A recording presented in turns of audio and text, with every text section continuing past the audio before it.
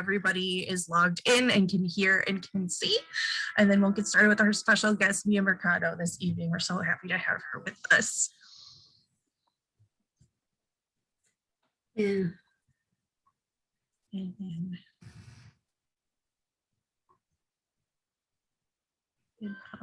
your mics and cameras have been disabled, but you are able to use the question and answer box if you do have any technical questions or need assistance of any kind. Also, if you do have questions for any of us or for our author guest this evening.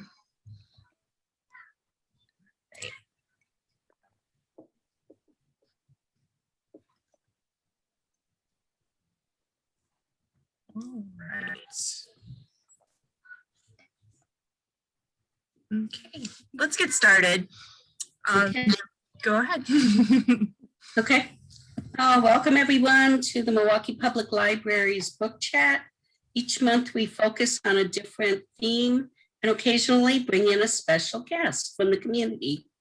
My name is Mary and I'm the adult librarian from at the MLK Library.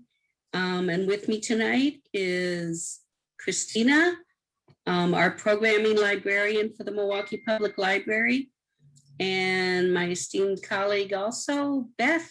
She is the adult librarian at the East Branch. Feel free to, again, if you have any questions, put your questions in the question and answer box, and also include your name and pronouns if you would like to include that information as well. And this month, we would like to welcome our special book chat author, Mia Mercado.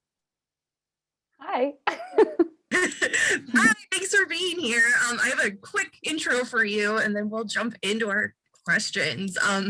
Mia Mercado is a humor writer. Her debut collection of essays, Weird But Normal, is available now. You can put it on hold or buy it at your favorite bookstore. I have a copy right here. Mia is currently the morning blogger for The Cut, part of the New York Times Magazine. Her work has been featured in The New Yorker, The Washington Post, The Lily, and she has written for Hallmark, Hershey's, Google, and Masonette. She grew up in Wisconsin and thinks she pronounces the word bag wrong. I was thinking about how I say bag. She's currently living in Kansas City where she does freelance writing. Welcome, thanks so much for being here. How are you this evening?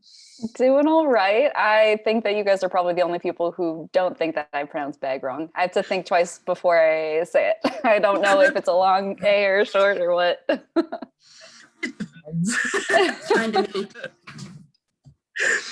Before we launched the broadcast tonight, Mia was saying how it was nice to hear our Wisconsin accents, and that made me happy too. So yeah, Kansas City is like, I mean, I don't think people from Kansas City would say it, but it feels like the South to me. Everyone has like a little bit of a drawl. My husband's glaring at me because he's from here. But yeah, I miss that little bit of Northern oak. Yep, you know, you betcha. That's wonderful. Mary, you had the first question for Mia. Yeah. Mia, how did you become a humor writer? Was it a specific choice or did it just occur naturally? I think a lot of comedy writers that I admire always say, like, I grew up being the funny kid. I was the funny friend. I absolutely was not that. I was very self-serious, like horrified of maybe embarrassing myself. All throughout college, I went to UW Milwaukee. Some of the stuff I would write would be like a little bit funny, but never just like straight up humor. It really wasn't until I started at Hallmark, which is the card company based in Kansas City. I started working there as their humor editor, where I literally got to decide what jokes went on their funny greeting cards. It wasn't until that I was like, oh, I like doing this for a job. I like that my whole job can just be jokes. And so I started kind of getting into funny writing at Hallmark. And then after being there for like 5 years, I was like, oh, I think I want to keep doing funny stuff, but I want it to be longer than a greeting card. So yeah. So it wasn't like, I don't know. I've always been writing, but as far as like funny stuff, it was just kind of realizing the stuff that I'm drawn to is usually funny were like addressing like heavier, bigger topics in a funny way. And so I got to a point where it's like, oh, maybe I'll do that. You answered another question that I had in my mind. So you did write greeting cards for Hallmark. Yeah, so I interned at Hallmark the summer before I graduated as an editor, and then worked there full time. They have a staff of editors who work on the greeting cards, and they also have a staff of writers. So I wasn't really the one that was like writing the greeting cards. I was the one working with the writers saying like, here's the holiday we're working on. Here's the strategy that we're going for Father's Day, which is usually like, we need more fart jokes. And then is my job, along with my editorial director and art director, decide which of those pieces of writing would go on a card. So I did a little bit of like actual writing, but mostly it was picking and choosing what pieces of writing went on the card. I loved your observation about how many people touch the greeting card before it's something that you get from your grandma and throw it in the recycling bin. It was like, that is so astute, and I really thought about that. And I was like, well, I feel better about the length of time it takes me to pick one out when I'm trying to find a card for somebody. Knowing that it takes you a long time to pick out a card is exactly what everybody who works on those cards wants to hear, knowing that you're like carefully selecting. Yeah, that was honestly one of the most surprising things, was how many people touch a specific card before it comes to your mailbox. Very good. Let's see. Mary, you had another question. Yeah, I've been reading your blog pieces on the cut, and I'm really enjoying them. I really liked your one, I think it was Friday, about the rocket that was coming to Earth. So it looks like we made it, which, Yeah. But that was really a fun little piece. How long have you been writing for the cut? I just started for them. I used to be writing for Bustle, which is another like women's website. I worked for Bustle for a couple of years as a part-time writer. And then I started at the cut. This is my 3rd week there, so I'm pretty fresh. Yeah, but that happened just by, they had an opening on their job, on like their job page, and I've read the cut for forever. I love a lot of their columns. They have a recurring column called I Think About This a Lot, where people talk about little bits of like from movies and songs and just culture that they have stuck in their head that they need to talk about. And yeah, the cut does a really nice job of like talking about culture and like big things, but making it feel really specific. So I was like, oh, they've got an opening there, and I want to do that. So yeah, I applied and got it, and I am on my 3rd week there, getting to write a very wide array of things. Got to write about a rocket, fortunately not squashing all of us. Yeah. Today I wrote about Mark Zuckerberg's goat named Bitcoin. Yeah. Wow. I'm like, I gotta go read that as soon as we are done here today.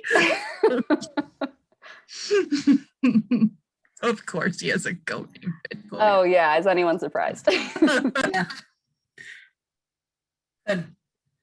Do you find that writing for the cut is kind of expanding your writing, or a good exercise for you to work on, more of what how does it fit in?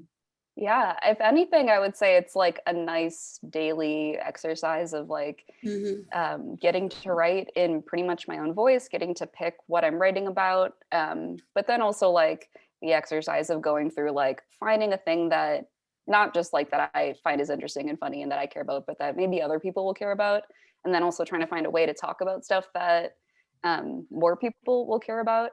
So yeah, it's a very, exercise is kind of the best way to describe it. And like, I'm working on a 2nd book right now, but having something to like force me to be writing a little bit every day is good for someone who likes to procrastinate.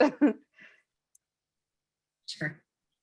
I really felt a kinship to you with that section of Weird But Normal on procrastinating, because I feel often the same way, where I thrive under that deadline pressure, pushing it right to the line. Mhm. I wanted to talk about Weird But Normal a little bit, and my question was, why this title? Why did we settle on this one? You had, and while I was reading, I liked your footnotes. I'm a big footnote reader, so the little asterisks really were great. And your alternative title was Crying Because Other People Are Nice to Me, which made me laugh. Yeah, Why Weird But Normal? I wish I remembered the other titles that I had. I have a Google Doc somewhere that has a bunch of like terrible titles. Yeah, because it was my first book, and also I was like, maybe this is the only book I'll ever get to write. The fact that I'm getting to write a book is bonkers. So I kind of want it to be about everything.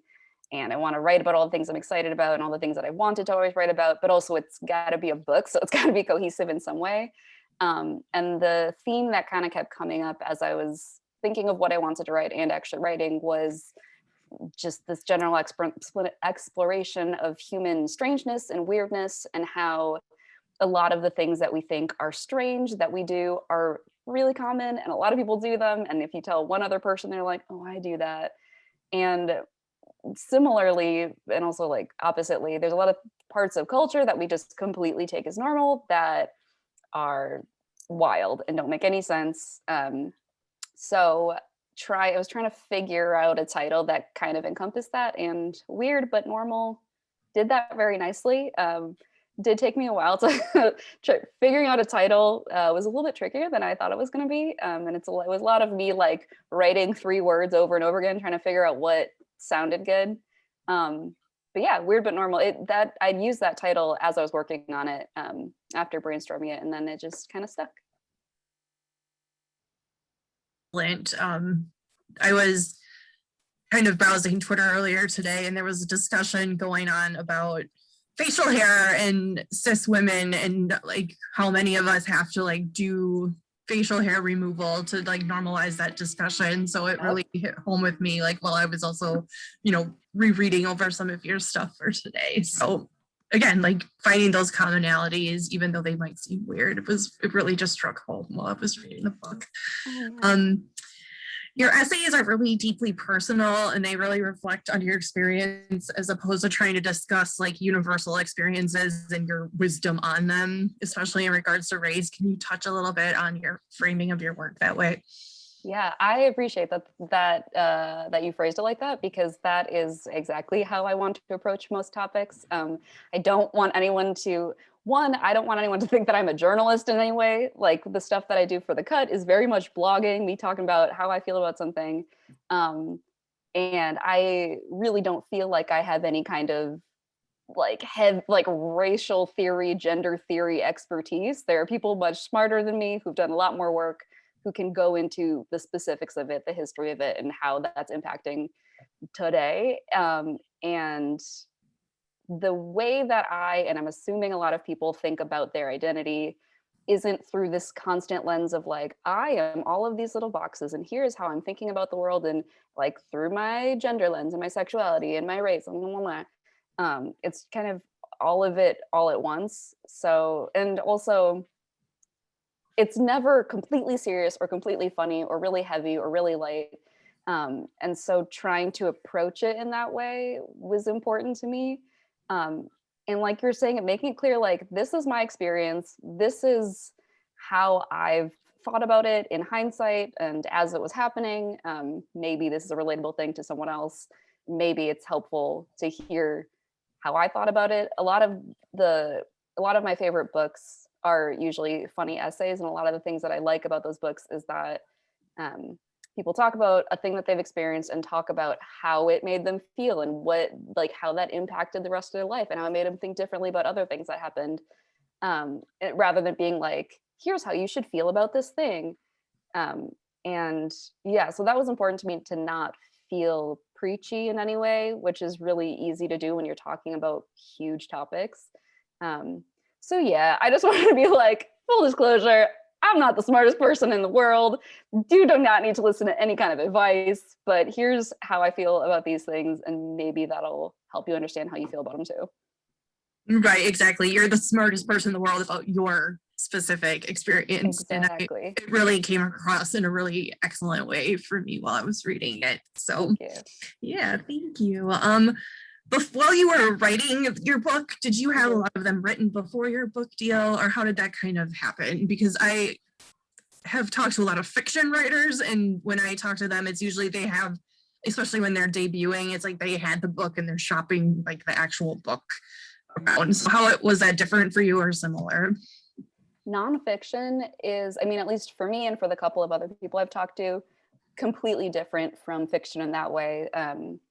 I had a book proposal, which is basically just like this big, chunky 50-page document that half of it is writing samples. So things that I had written before that had been published that I thought maybe could fit into this book, or at least just showed like, here's kind of what my voice sounds like.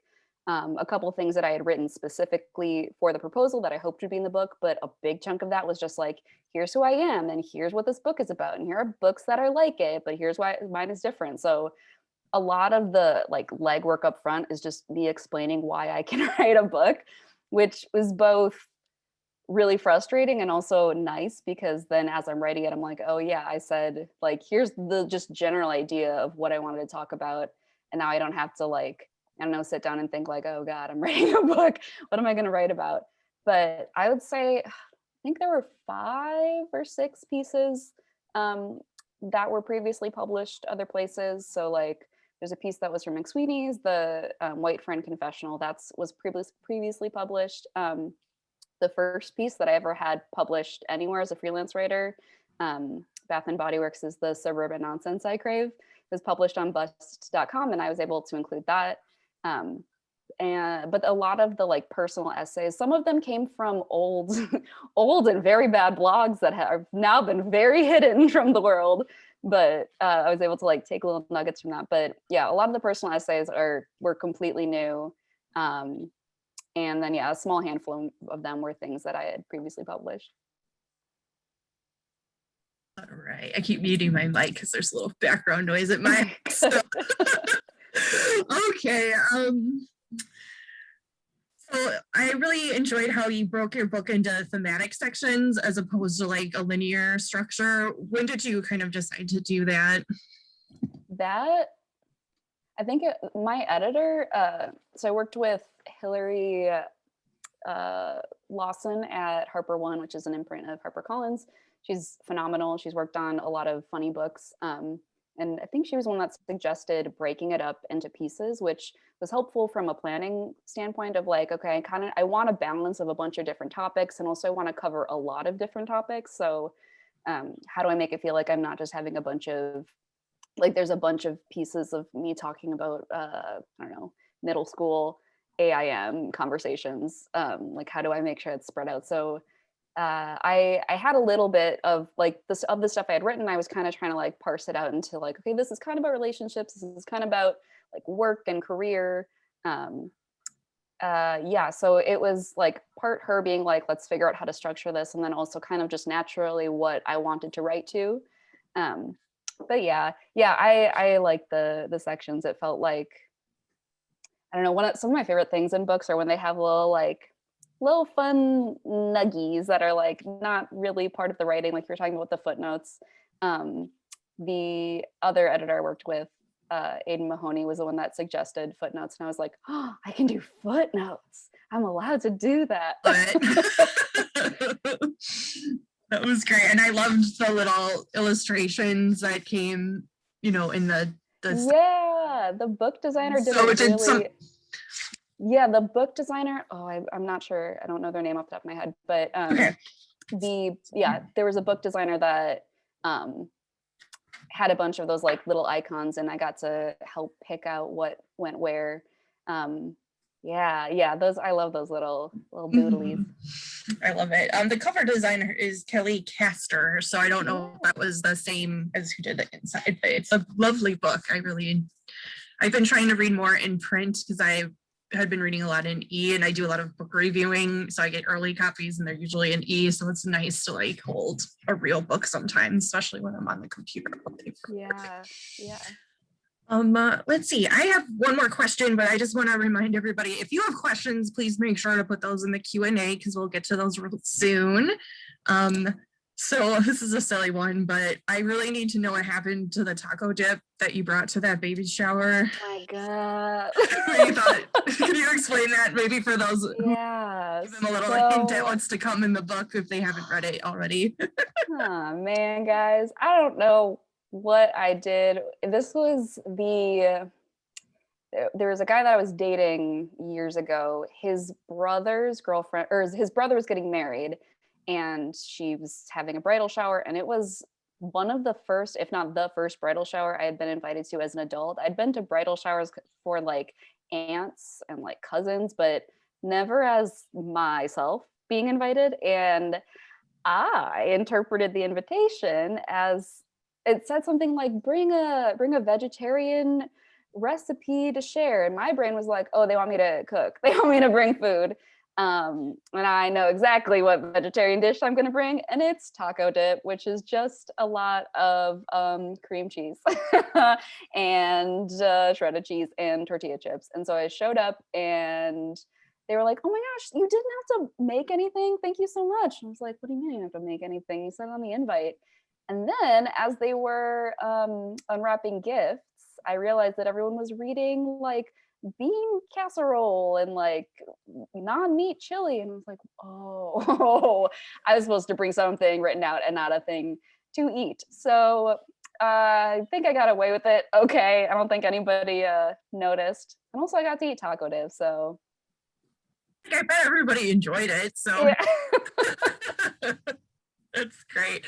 I once brought 2 big party packs of chicken McNuggets to a baby shower potluck, and I was definitely the favorite person. And I was like, yes. So Absolutely. well, bring some chicken nuggets or some taco dip.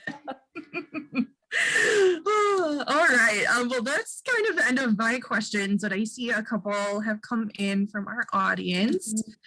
Let's see. So We've actually, also got someone who raised their hand as well. So okay. I don't know what her question is, but Yeah, feel free to type that in person who has their hand raised, or if it's an accident, that's fine too. That happens sometimes. So actually the person whose question this is was a patron that we had on the show in December for our best of 2020 reads, and she had picked your book as one of her favorites. So she has some questions. So hi, Gabby. Nice to have you back. So what parts of your jobs were most intimidating to you as a young woman working with such big companies and clients? Do you have any career advice for us young Midwesterners? Yeah. Also, hi. Thank you, Gabby. That's very sweet. Working at any kind of like big, so my job now feels very, very different than it did at Hallmark and when I was working like in an office setting.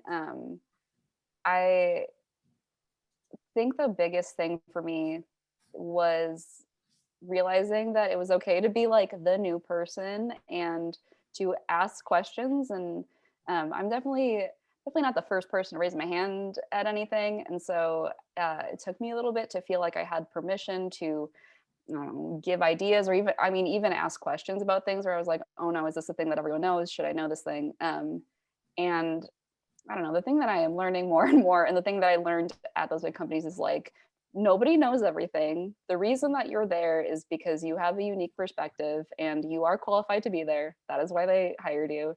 And rather than looking at the things that set you apart, like be it like if you're the youngest person there, if you're one of the few women there, rather than that feeling as intimidating as it obviously is, recognizing that like that is an important and necessary input to have in any setting. It's an important perspective to have. So as far as like a corporate setting, just like, also, man, most corporate settings are so like, it's a lot of like fluffy jargon. Nobody knows what they're talking about. So just like throw in some like synergy, I don't know, make a bar graph. Everyone will take you seriously. And then as far as like freelance writing stuff and like working with bigger clients in that way, I just started cold submitting to places. I like for the very first piece I published, I literally just found bust.com's open submission email and was like, here's a piece that I wrote. I think it might be a fit. And yeah, and then from there, I had editors reach out.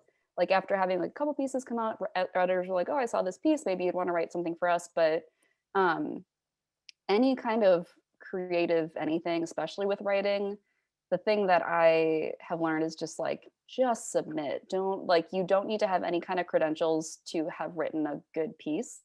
No editors require a resume when you submit a piece. Like the New Yorker does not require you to say, here are all the places that I've submitted. They have an open submission email that anyone can submit to. And I know people that have been published either online or in their magazine, literally just through submitting that to that email. So yeah, I guess, and everything all the time, just you don't need permission from other people to have an opinion, and your perspective is unique and valid. And that's my advice. And I'm going to remind myself that every day, because now I'm saying it out loud. I'm like, I don't know, do that. I'm saying the opposite to myself all the time. We'll send you this recording so you can remind yourself. Thank you so much. Gabby has one last question. What do you most hope people take away from Weird But Normal when they read it? Yeah. Honestly, this is gonna sound so dumb, but I just am happy that people like it. I wrote it, it now feels like I wrote it so long ago, and there are parts of it that, with any piece of writing, the second I'm done with it, I love it for a second, and then I'm like, uh-oh, everything I wrote was bad. That was very bad. I never want to see that again. And so seeing people enjoy it and seeing people find it is really just the best thing. I like hearing that people are laughing out loud at it. That's also really nice. Yeah, just I appreciate anytime I get a message from someone saying I read this thing and it made me feel seen and heard and I related to it. It's nice to feel like something I made, one, is validating someone else, and then in turn it's validating the experience that I had. So yeah, that's a very nice mutual thing. That's excellent. All right, I'm going to save Margaret's question for last because I think that will be a good one to end.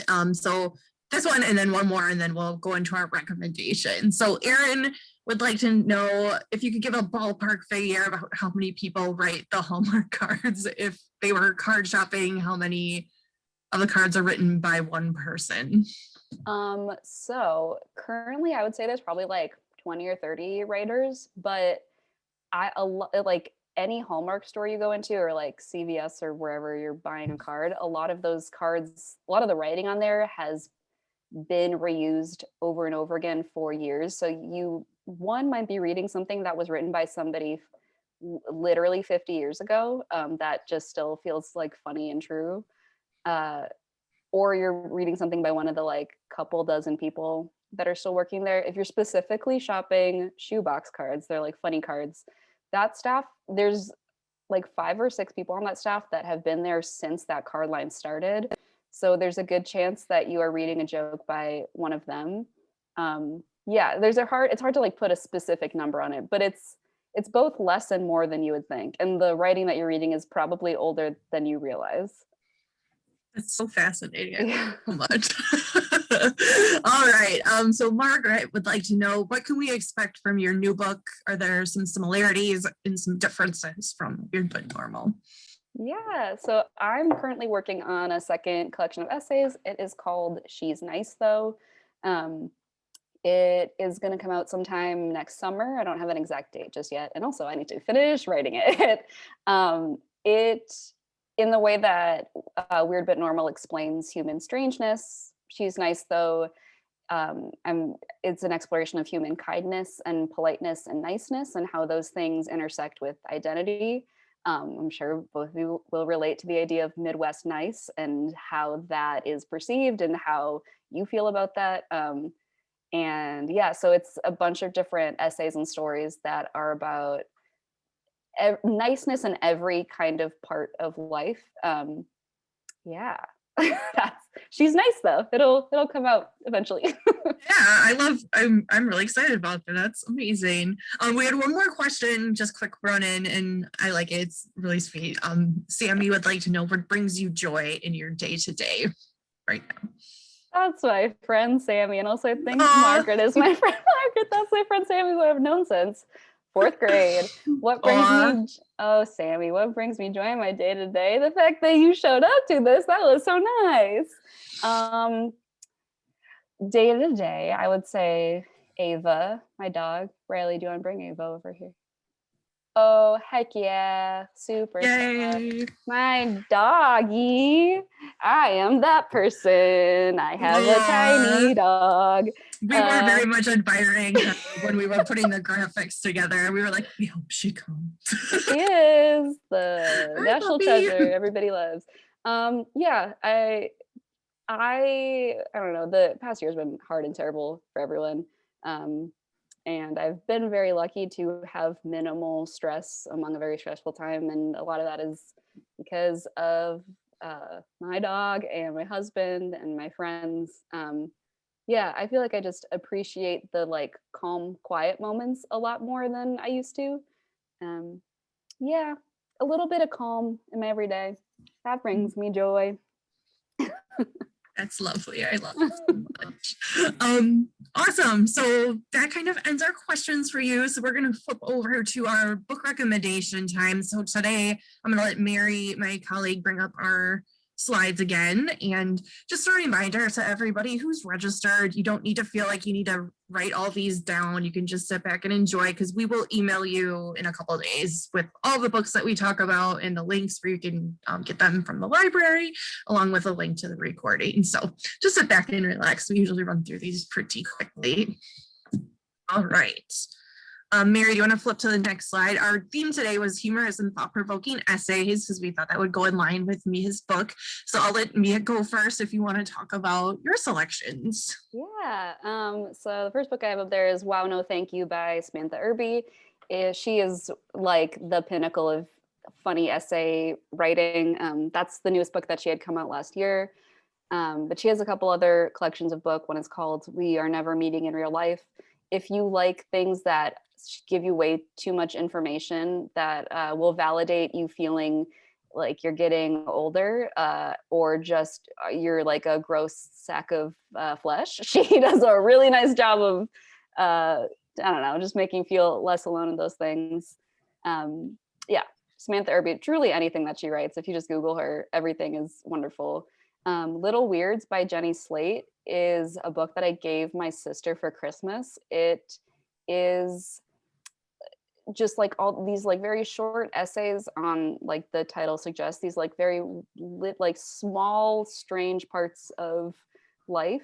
Yeah, if you have read anything by Johnny Sun, he has a new book that just came out. You'll probably like this book. Jenny Slate is such a specific voice, and you can very much hear her saying all of these essays as you're reading them.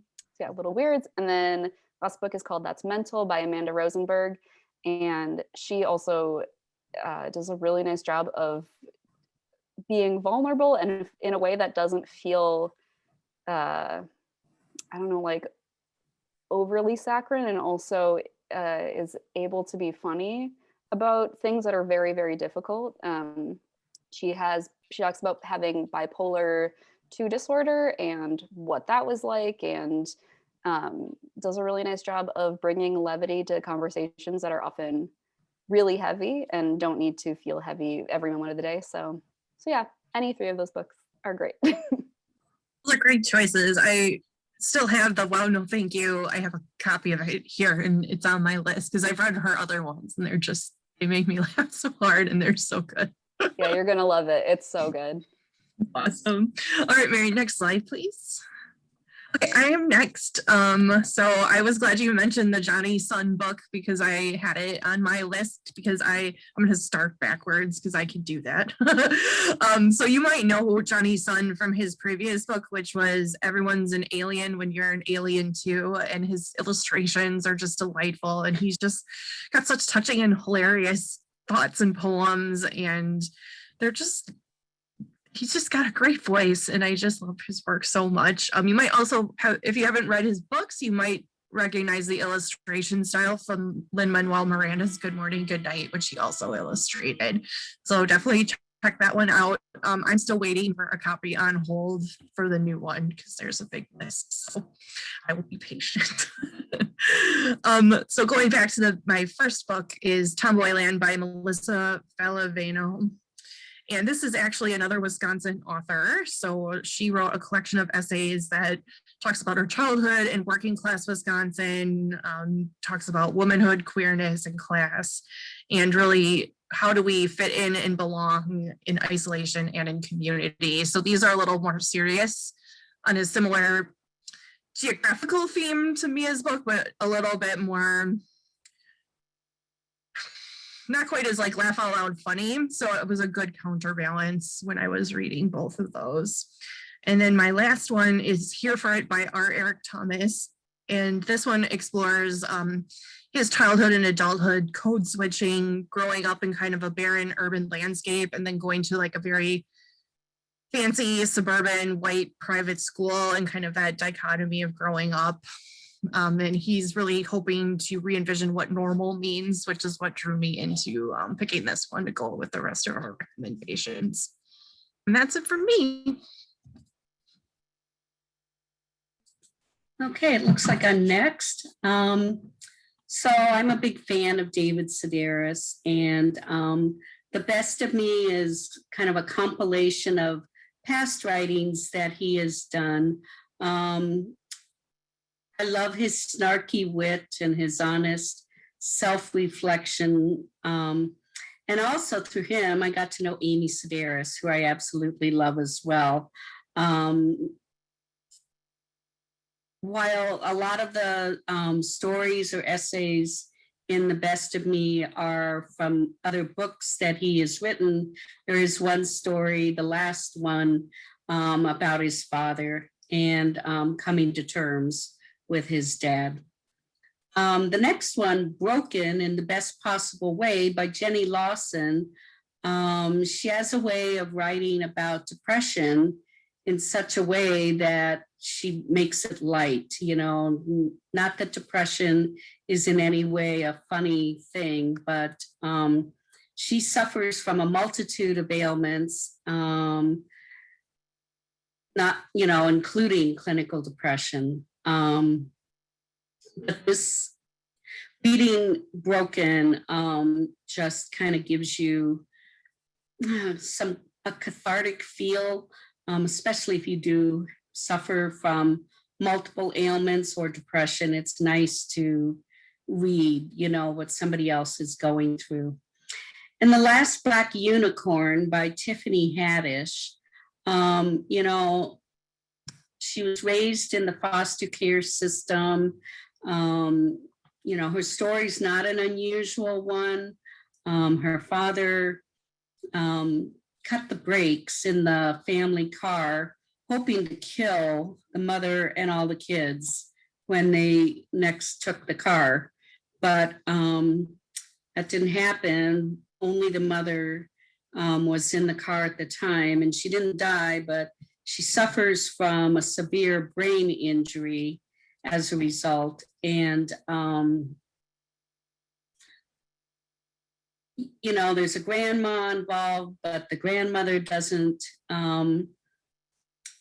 you know, come to the ball. But in all of it, Tiffany just manages to show her wit. And so it's really, it's a good book. So I will turn things over to Christina now. Hi, everyone. I've been lurking in the background. I'm Christina Gomez. I'm the events and programming librarian for Milwaukee Public Library. And these are my 3 selections for essays. None of these are funny, so that's my disclaimer. I'll put them in the category of poignant. The first is called The Book of Delights by Ross Gay. You might be familiar with Ross Gay if you are a fan of poetry. He has a collection called Catalog of Unabashed Gratitude that won the 2015 National Book Critics Circle Award, and then a couple other poetry awards. So This collection kind of defies a genre. Essentially, Ross Gay, on his 42nd birthday, he decided he was going to write an essay every day about something that delighted him. And he called these essayettes, so little short little essays. And what happened is this collection. So he's a devoted gardener, so a lot of these have this environmental or nature element to it, which is what I was really drawn to. If you like writers like Mary Oliver, I think you would like this as well. It also makes a great gift. I bought it a couple times for people. It's just a really beautiful reflection on gratitude as a practice, which is what really drew me to it. The second book is one I'm making my way through right now. I bought it from Boswell last year. It's called The Shapes of Native Nonfiction, collected essays by contemporary writers. If you are interested in like form and structure and experimental form and structure for essays or any kind of writing, I recommend this. So it's a bit different. I'm definitely out of my comfort zone. Essentially, what the editors have done is they're using the formal art of basket weaving, like native basket weaving, to mirror the structure of these essays. So thinking about things like coiling or braiding or plaiting, things you do to create a basket, how can you use writing to kind of mimic that? So it's a little hard to describe for me, but it's beautifully organized, and all of the essays are on different topics. So it's not necessarily thematically connected. It's more, again, about the structure. And that is available at the library. So definitely check that out, especially if you're interested in kind of exploring writing by people from Native nations. If that's not something you normally read, this is a great anthology. There are so many writers part of it. And then the last one is the collected Schizophrenias by Esme Waijun Wang. Waijun Wang is a Taiwanese American writer, and she did write a novel, The Border of Paradise. And this collection opens with her journey toward diagnosis of schizoaffective disorder. So within each of these essays, Wang is talking about the medical community and the disagreements around labels for mental illness. And we follow this arc of how her diagnosis impacts her life. The entire collection really provides insight into a condition that's honestly really misunderstood inside the medical community and outside of it. One thing that's interesting that I didn't know is schizophrenia is not like a single unifying diagnosis. And that's where the title came from. It's the collected schizophrenias. And Waijun Wang is a beautiful writer. And in the intro, she talks about this being really for people who suffer from these collected schizophrenias, but then those outside of it who are trying to understand it. And there's a lot of stigma around that particular diagnosis. So I found it really powerful to read. So those are my recommendations. Thank you. Thank you, everyone. All right, next slide, please. All right. Before we wrap up and say goodnight, and thank you to everyone for being here, especially our special guests, I just want to remind everyone that was registered for the program tonight is going to be entered into a drawing to win one of 2 vouchers to the Milwaukee Film Festival, which usually takes place in the fall, but it has moved to spring this year and is fully virtual. So if you win, you will see that in an email from us in a couple of days. Essentially, it'll be a voucher that you can use to pick one of the films that you can watch from home on your computer or smart television. We are a proud partner of the Milwaukee Film Festival, so do make sure to check out their catalog if you are interested to watch movies as well. And let's see, next slide, please. And then, yeah, we just, again, want to say thank you to Mia for being here this evening. Thanks for bringing your dog and talking with us. We loved having you, and I really enjoyed reading your book. I did laugh so many times. So thank you for sharing your words with us. Next time on the chat, we'll be here June 8th, 2021 at 6 p.m. And we're going to be talking about the adult summer reading program that will be launching at the beginning of June, and maybe another special guest. You'll just have to stay tuned to find out. Any final words for us, Mia? No, just thank you. This was really nice. This was a nice way to spend a Tuesday evening. Thank you for having me, and also thanks everyone for coming, and thanks for looking at my doggy. Yay. All right, everyone. Yep, just watch for our email in the next couple of days. We'll have a link to the program recording and all those books that were talked about along to see if you win those film vouchers. Have a great night, everyone. We'll see you next time. Bye. Thanks, Mia. Bye. Bye, Mia. Bye. Bye. Thank you.